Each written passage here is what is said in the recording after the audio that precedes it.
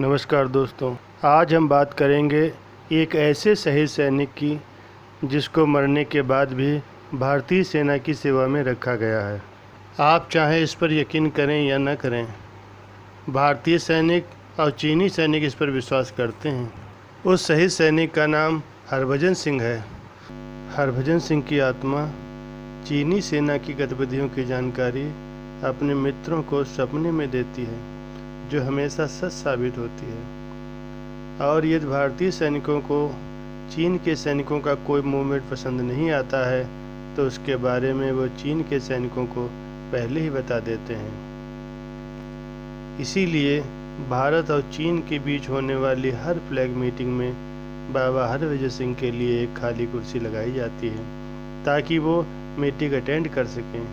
इन्हीं वजहों से हरभजन सिंह को नाथुला दर्रे का हीरो कहा जाता है।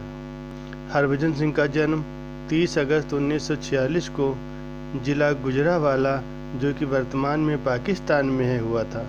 हरभजन सिंह 24वीं पंजाब रेजिमेंट के जवान थे, जो कि 9 फरवरी 1966 में आर्मी में भर्ती हुए थे, पर मात्र 2 साल की नौकरी करके 4 अक्टूबर 1968 को खच्चरों का काफिला ले जाते वक्त पूर्वी सिक्किम के नाथुला दर्रे के पास उनका पांव फिसल गया और घाटी में गिरने से उनकी मृत्यु हो गई। पानी का तेज बहाव उनके शरीर को बहाकर 2 किलोमीटर दूर ले गया। 2 दिन की तलाशी के बाद भी जब उनका शव नहीं मिला तो उन्होंने खुद अपने एक साथी सैनिक के सपने में जाकर अपने शव की जगह बताई और खोजबीन करने पर 3 दिन के बाद भारतीय सेना को बाबा हरभजन सिंह का पार्थिव शरीर उसी जगह मिल गया जो उन्होंने अपने साथी को सपने में बताया था। हरभजन सिंह का पूरे राजकीय सम्मान के साथ अंतिम संस्कार कर दिया गया। उसके बाद दिन ब दिन उनके चमत्कार बढ़ते गए। हरभजन सिंह के चमत्कारों के कारण साथी सैनिकों में उनके प्रति आस्था बढ़ती गई। उन्होंने उनके एक बंकर को मंदिर का रूप दे दिया।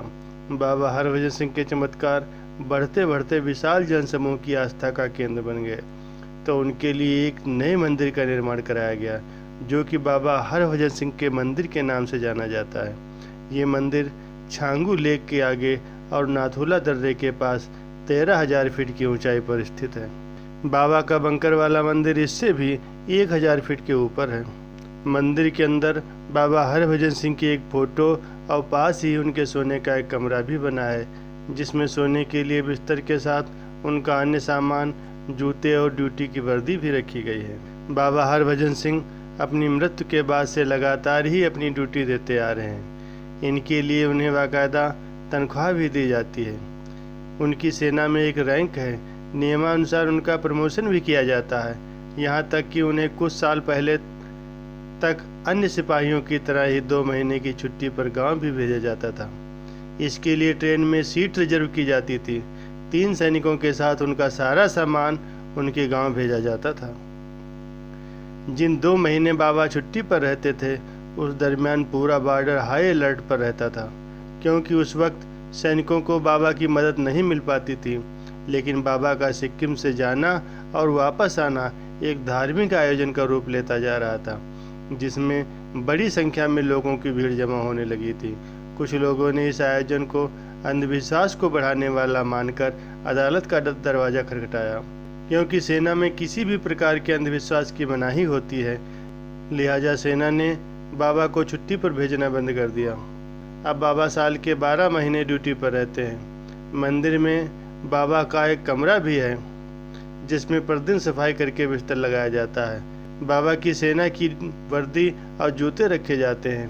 कहने को तो रोज सफाई की जाती है, पर उनके जूतों में कीचड़ और चद्दर पर सिलवटें पाई जाती हैं। बाबा का बंकर, जो लगभग 14,000 फीट की ऊंचाई पर स्थित है, लाल और पीले रंगों से सजाया गया है। सीढ़ियाँ लाल रंग की हैं और पिलर पीले रंग के। सीढ़ियों के दोनों साइड रेलिंग पर नीचे से ऊपर तक घंटियाँ बंधी हैं। बाबा के बंकर में कापियाँ रखी हैं। इन कापियों में लोग अपनी मुरादें लिखते हैं। ऐसा कहा जाता है कि इनमें लिखी गई हर मुराद पूरी होती है।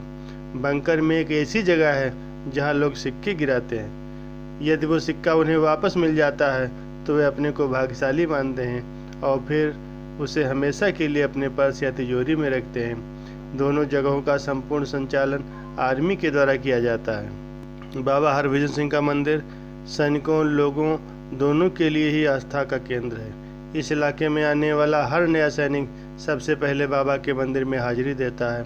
इस मंदिर को लेकर यहाँ के लोगों में एक अजीब मान्यता है। इस मंदिर में बोतल में पानी भरकर 3 दिन के लिए रख दिया जाता है तो उस पानी में चमत्कारिक और औषधि गुण आ जाते हैं और उसको पीने से लोगों के रोग मिट जाते हैं। इसलिए इस मंदिर में नाम लिखी हुई बोतलों का अंबार लगा है। तो दोस्तों, आपको क्या लगता है? अपनी राय अवश्य लिखें। मिलते हैं अगले वीडियो में, तब तक के लिए नमस्कार।